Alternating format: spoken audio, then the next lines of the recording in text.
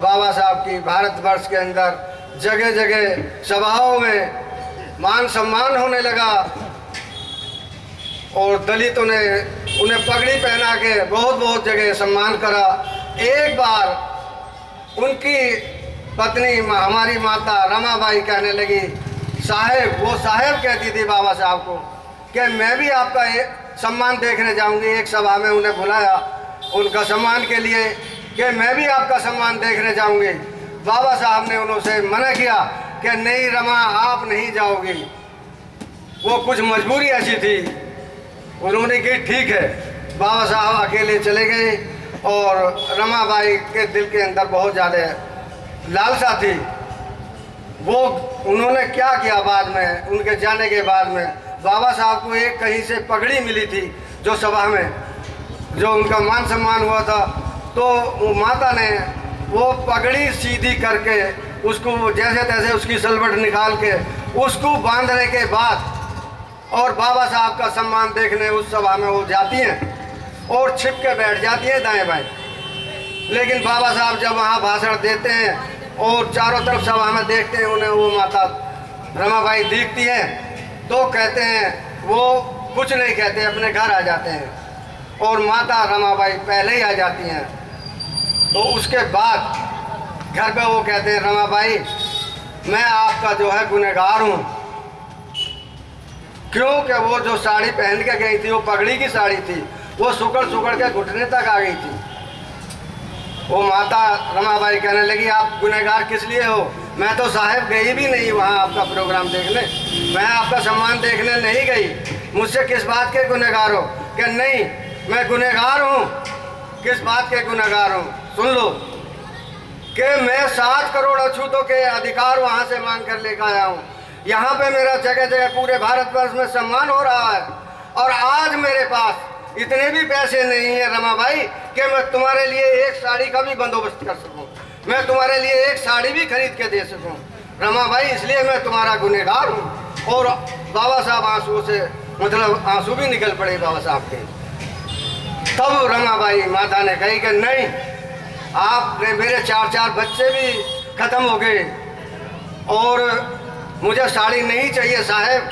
अगर मुझे देना ही है तो मुझे एक वचन देना पड़ेगा आपको कि जो 7 करोड़ अछूतों के, इन दलितों के बच्चों के भविष्य के लिए आप जो लड़ाई लड़ रहे हो, इन सबको मैं शासक बनना देखना चाहती हूँ। आप मुझे देते हो तो ये वचन दो।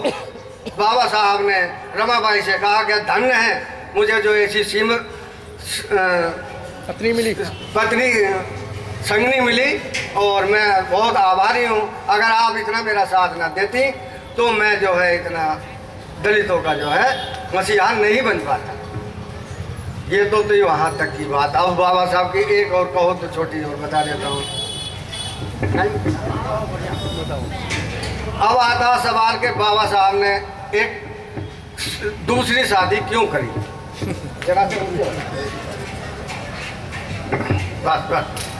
बाबा साहब ने दूसरी शादी क्यों की? बाबा साहब भारतवर्ष के अंदर अधिकार लेने के बाद आए और माता रमाबाई का 1935 में देहांत हो गया। उसके बाद 42-43 में जो है अंग्रेज़ों ने ये प्रस्ताव रखा कि अभी पहले आप संविधान किस तरह से देश को चलाओगे, अपना वो एक मैनिफेस्टो दो हमें बना के। तो यहाँ पे एक यूरोप का विशेषज्ञ, संविधान विशेषज्ञ आया हुआ था, नेहरू ने उसके पास संदेशा भेजा कि आप जो हमारा एक मैनिफेस्टो संविधान बना के दो ताकि हम अपने देश को जो है किस तरह से चलाएंगे, ये हमारे से डिमांड करी गई है। तो उन्होंने यूरोप के उस संविधान वैज्ञानिक ने कहा कि आप मेरे पास क्यों संदेशा भेज रहे हो? मेरे से तो बहुत ज़्यादा जाने और मेरे से बहुत ज़्यादा ज्ञानी इस मामले में बाबा साहब डॉक्टर भीमराव अंबेडकर हैं। उन्होंने जो इस बात को नेहरू तक पहुंचाया। नेहरू ने बाबा साहब ने के पास अपना एक संदेश भेजा और संदेश के बाद बाबा साहब ने पहले तो मना कर दिया कि मैं संविधान नहीं लिख सकता, मेरा स्वास्थ्य ठीक नहीं है, मैं जो है इस काबिल नहीं हूँ कि मैं संविधान लिख दूँ। लेकिन उसके बाद बाबा साहब ने रात को सोचा कि अगर मैंने संविधान नहीं लिखा और मेरा जो है जो इतने अधिकार दिला के लाया हूँ, अगर लिखित में नहीं मिला मेरे देश को, तो मेरे दलितों का भला नहीं होगा। फिर बाबा साहब उस इंतजार में रहे कि अब दोबारा कब उनका जो संदेश मेरे पास आए। दोबारा उनके पास दूसरे दिन फिर संदेश आया। उन्होंने बाबा साहब ने कहा कि हाँ मैं तैयार हूँ, मैं ये संविधान लिखूँगा।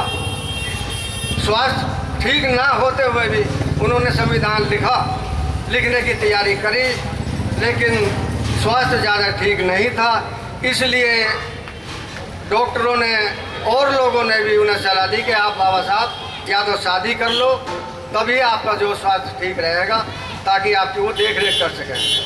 तो सविता भाई अम्बेडकर ने बाबा साहब के साथ शादी करने का समझौता तय करा और 2 मई 1948 में उन्होंने यहाँ पे आज ये जो रोड है यहीं पे शादी करी।